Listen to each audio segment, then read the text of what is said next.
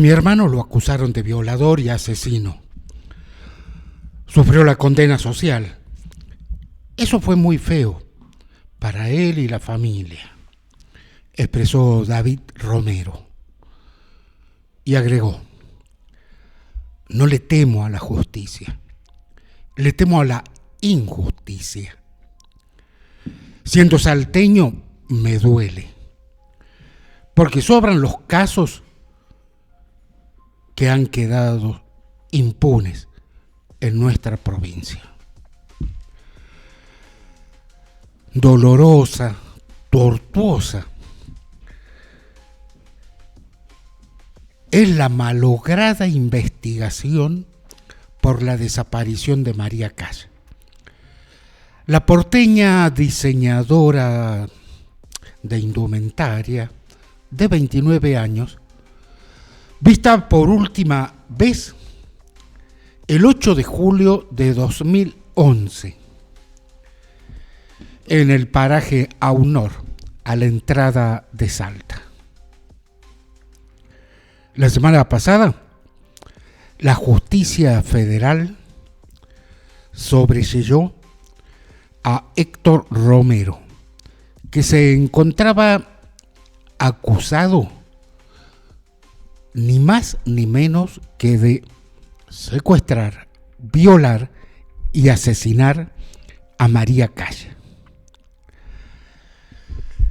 En esta misma columna, en Norte Social, en Diario.1, hemos escrito, reflejado, mostrado en muchas ocasiones todo este periplo tenebroso que ha significado la desaparición de esta piba, porque era una piba, 29 años, la que el 6 de julio del 2011 le dio el último abrazo y el último beso a su papá Federico en la terminal de ómnibus de Retiro, el 6 de julio del 2011.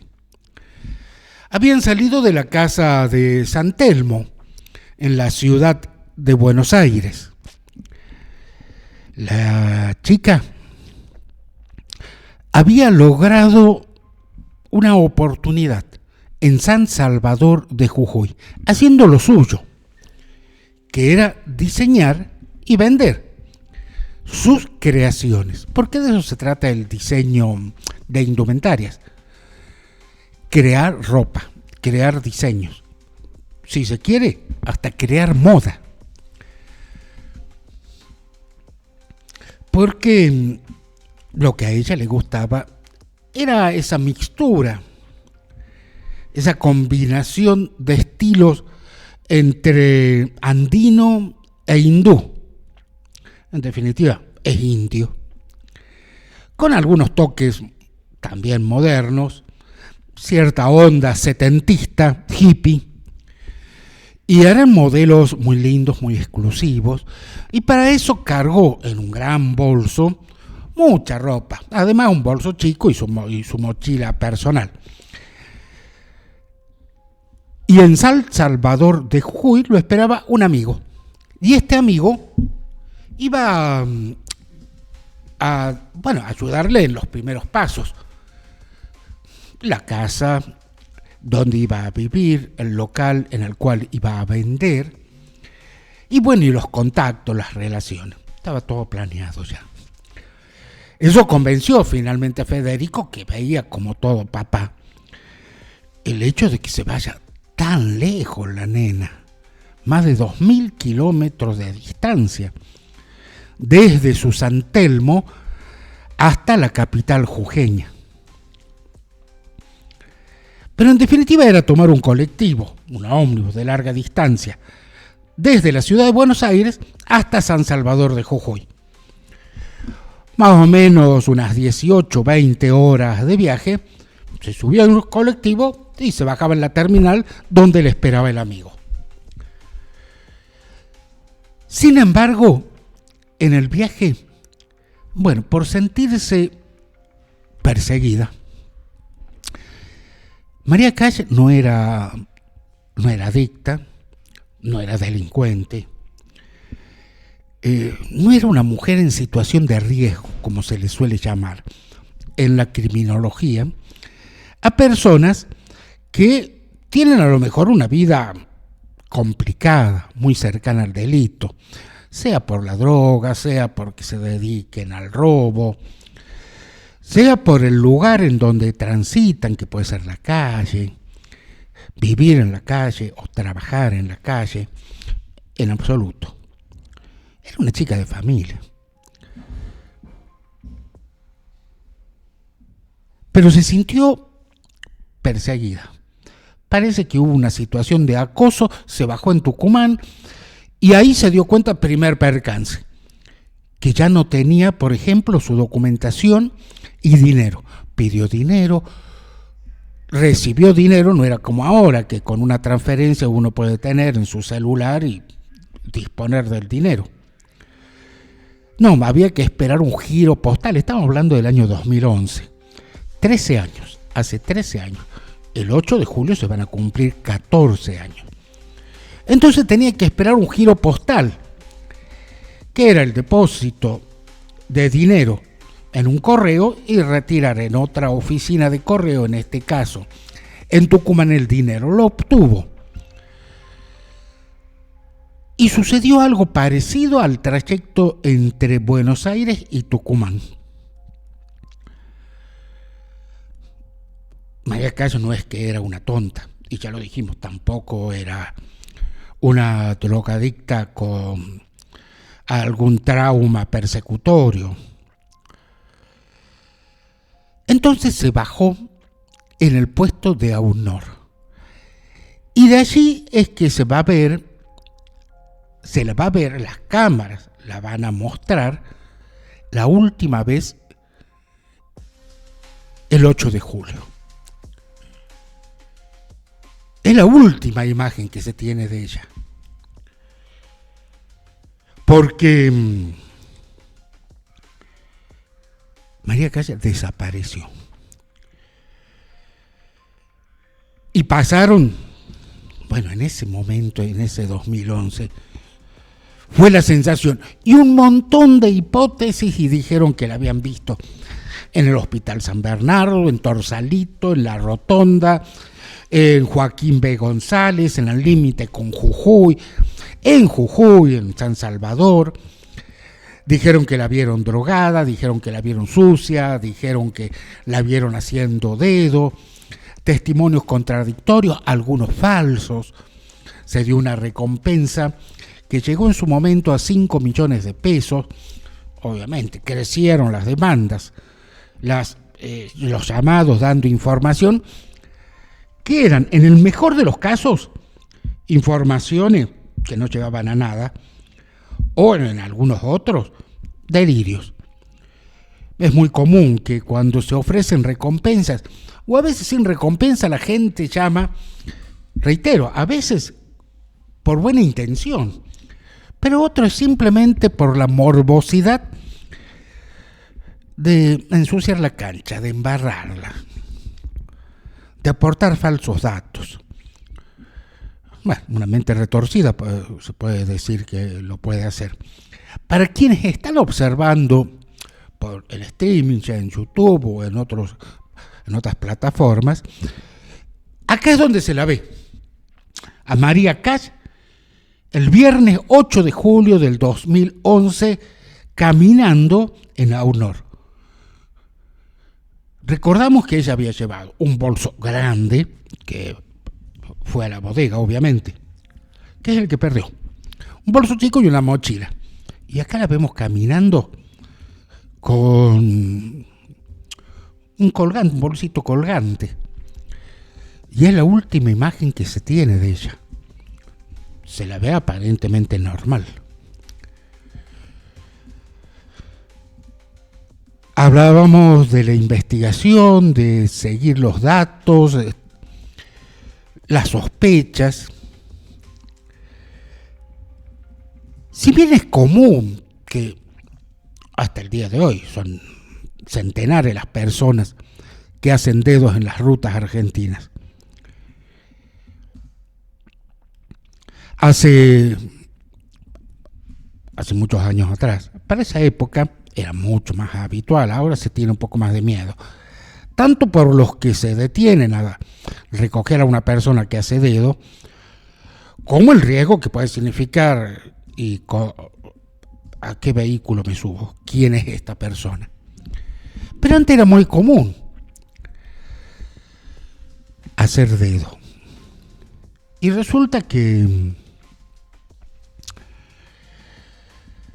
en este trayecto, simplemente entre Tucumán y Salta, por decirlo de algún modo, es común observar personas haciendo, era mucho más común antes, observar personas haciendo dedo. Y mayoritariamente son los camioneros que, bueno, tienen largos trayectos, a veces jornadas de 12 horas viajando, aunque se quieren charlar con alguien al lado y que les cebe mate. Y es común. También, hay que decirlo, era mucho más habitual antes, continúa haciéndolo, que haya mujeres ofreciendo sexo al costado de la ruta 934. Pero la gran mayoría de las personas saben identificar una de otra persona, supongamos de una mochilera, que es común, por ejemplo, para el carnaval de Tilcara, que muchas chicas salgan a veces de Córdoba, Rosario, Buenos Aires, de Salta, para dirigirse a Jujuy.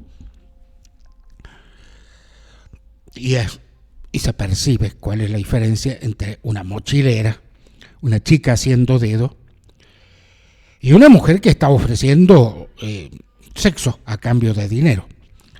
María Calle no era de este último grupo, obviamente. Tampoco era una mochilera. Era una persona que quería llegar a San Salvador de Jujuy. El año pasado, para noviembre del año pasado, el fiscal federal Eduardo Villalba determinó y ordenó la detención del camionero Héctor Romero, un hombre que actualmente tiene 71 años, y en aquel momento, a los 58, se lo acusó, es quien estamos viendo en estas imágenes, un hombre grande, un adulto mayor, camionero que trabajaba para la empresa de comestibles Segura Hermanos, con sede central en la ciudad de General Güemes. Su hermano, ex senador por el departamento Güemes, y lo detuvo por las contradicciones, según él ordenó detener, él no detiene, ordenó la detención que le concedió la justicia federal, porque se habían comprobado contradicciones. De 6 declaraciones, 6 versiones diferentes. Además, escuchas telefónicas en las cuales su hermano, familiares, hasta su patrón, Segura, hablaba de una frase significativa, lo voy a citar textualmente. ¿Qué quieres con esto? Que se mandó una cagada. Esa fue la expresión textual. Y todo indicaba entonces que esa expresión, soez, que había hecho en este caso el hermano de Héctor Romero, se refería a lo que concluyó finalmente el fiscal Eduardo Villalba,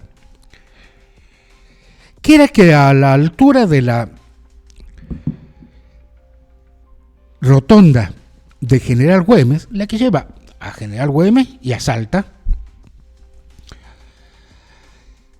había recogido a María Cash en su Mercedes-Benz, que llevaba la inscripción Catita, en la cual transportaba alimentos, mercaderías varias, productos de limpieza, a toda la zona de influencia. Llegaba a Salta, incluso Joaquín B. González, incluso a Tucumán.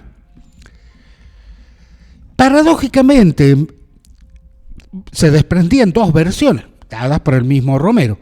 Una era que había ido rumbo por la ruta 34 a San Salvador de Jujuy, por la 34. La otra era que había descendido hacia Joaquín B. González, lo cual sería contradictorio con el destino que tenía María Kass. Pero ella no era de acá, o sea que bien podía estar confundida. El fiscal Eduardo Villalba determinó que una vez adentro del camión, el hombre quiso abusar de ella. La chica se defendió, dijo: te confundiste. Y entonces él la habría pegado, la habría violado, matado y luego ocultado el cadáver en algún lugar a la vera del extenso tramo de la Ruta Nacional 34. Eso no son sospechas periodísticas, sino que fue concretamente lo que determinó el fiscal Eduardo Villalba. Sin embargo, la semana pasada, la jueza federal Mariela Jiménez dispuso en un fallo el sobreseimiento. Sobreseimiento no significa absolución. Significa que no hay pruebas suficientes, nada más que eso. Como decimos, dictó el sobreseimiento. En según la jueza federal, es salteña, es del juzgado federal de Salta, Mariela Jiménez, aseguró que tras analizar las evidencias digitales, lo que existía, las charlas telefónicas, los informes forenses, las entrevistas, los informes psicológicos, textual, no se encontró evidencia suficiente que permita sostener con el grado de probabilidad judicial la responsabilidad de Héctor Romero en el hecho imputado. 419 páginas para argumentar y fundamentar su resolución. Estaba acusado ni más ni menos que de matar a María Kass. Un dato significativo que incluye la jueza Mariela Jiménez: las evaluaciones psicológicas y criminológicas, textual en pluma de la jueza, sugieren que el perfil del imputado es estable, emocionalmente equilibrado y sin características que indiquen predisposición hacia conductas ilícitas o rasgos psicopáticos. En definitiva, las pruebas no aportan elementos suficientes que permitan vincular a Romero con el delito. El fiscal Eduardo Villalba va a apelar esta medida.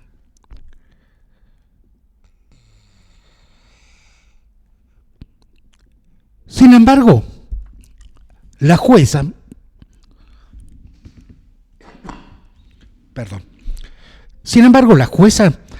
añade un importantísimo dato que seguramente debe provenir del extenso expediente que tiene la investigación, porque dejó un final abierto y nuevas sospechas, pero a 13 años. Dice la jueza Mariela Jiménez: si la joven bajó en el lugar que sostiene Romero, la lógica y el sentido común nos permiten pensar que bien podría haber recurrido a una casa. Vamos a aclarar, lo que, según los dichos de Romero, dijo que la chica se había bajado en un lugar que se lo conoce como el paraje de la difunta Correa, precisamente porque hay una gruta, una gomería, una vivienda y también en algunos momentos, es esporádico esto, venta de algunos productos al paso, comestibles al paso. Perteneciente a la familia Crespín, suele funcionar también un comedor. Y aquí menciona explícitamente la jueza Mariela Jiménez, porque fueron entrevistados en su momento y están en el expediente, y hay contradicciones, según la jueza, entre Ramón Crespín y Alejandro Crespín, que son moradores de la vivienda.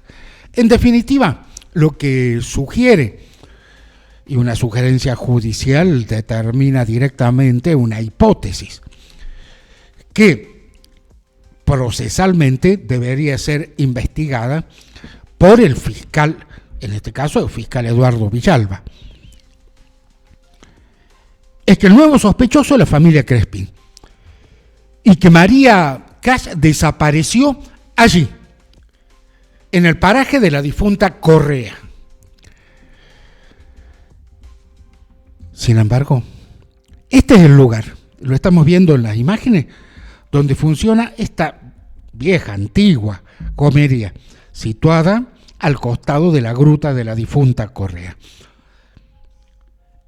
Esto que señala la jueza Mariela Jiménez nos está llevando entonces, sí, a una nueva sospecha, pero el problema es que, como desde el principio, hay 13 años de distancia.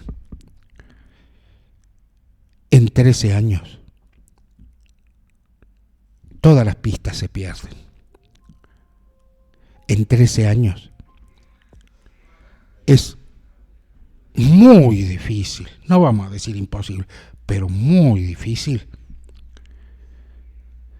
alcanzar la verdad de lo que sucedió con María Cash el 8 de julio del 2011 en Salta.